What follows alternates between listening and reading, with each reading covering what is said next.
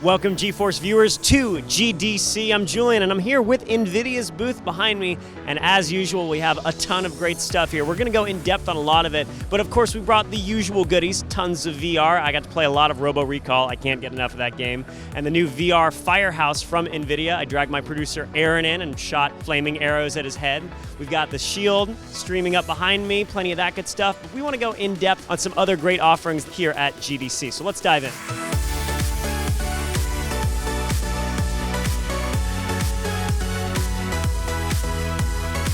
So the biggest thing that we're all excited about is the GTX 1080 Ti. It looks kind of similar to the old one, to the untrained eye, but I have a trained eye with me. It's Team Green Zone Mean Janine. She's going to tell us what's inside the card. We've got 3,584 CUDA cores with 11 gigabytes of RAM running at 11 gigabits per second. This means it's running about 35% faster than the core GTX 1080. And then on top of that, they've got a new kind of coolant system. They've got 2 times dual FET transistors for steadier power delivery, so it can take more power, run quieter, basically just beef up your whole system. And it's available when? Well, you can actually pre-order the card today, and it's going to be available next week, March 10th. It's only $699, and that actually means we're going to lower the cost of GTX 1080 to $499.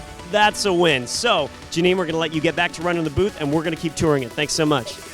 Of course, GDC is Game Developers Conference, so we are here with Rev to talk about what tools NVIDIA is putting in the hands of game developers. Rev, what do we have here? We have too many tools to just talk about at this point in time, but 2 of the most important technologies that we introduced this GDC are our simulation technologies that we're bringing to DirectX 12. We are now capable of doing high-quality fire and smoke, as well as liquids. And this is possible because of the marriage of graphics and compute that DirectX 12 affords us. So these 2 tools are called Flex and Flow, right? Yes. And we've got a demonstration of Flow here, the one with the fire that looked so real. What's the key to that realistic smoke and fire? There are multiple ways in which you can do this kind of physical simulation. In film, generally we use grid-based techniques that require a lot of computing power and a lot of resources for this compute, a lot of memory. What we've done is figured out a way to make this extremely efficient and bring it to real time using DirectX 12 and the various features that it supports.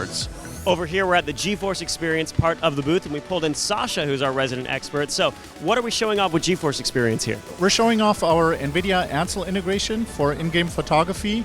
So it's really easy for anybody to launch into the photography mode, hitting Alt F2 as the keyboard shortcut, and modify the camera angle, apply some filters, and take pictures, and be really creative in-game. So we've got Ansel here for For Honor, which looks awesome, all the medieval knights and everything in 360, but we've also got it streaming live on Facebook on a little phone. So that's actually functional and working and awesome. Also, the big event that we were talking about was the announcement of Shadowplay Highlights. Can you tell me a little bit about that? Shadowplay Highlights is our newest SDK that we're going to be releasing for anybody to integrate into their game with, that lets them trigger Shadowplay functions automatically. For example, if you have a really great kill shot or an achievement and you want to be able to automatically trigger a screenshot or a video capture of that, the game can tell us, hey, this was a really great moment, and it'll kick off a couple-second video snapshot or take a screenshot automatically for you.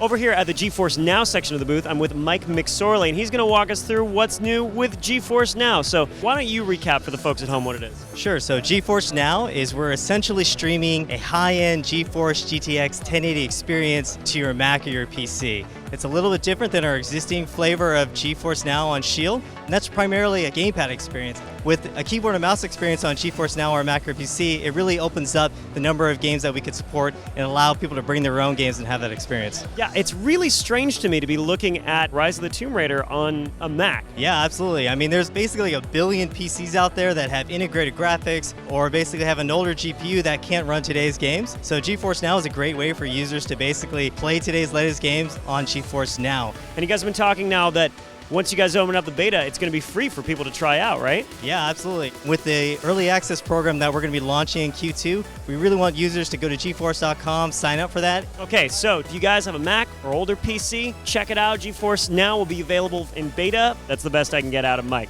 Thank you, Mike. All right, you guys, if you couldn't make it to GDC, that's about as good as we can do for you. You've seen everything here at NVIDIA's booth. We're going to keep going to conventions all year long. Plenty of events upcoming, so be sure to stay tuned to GeForce for that, and I will see you all next time.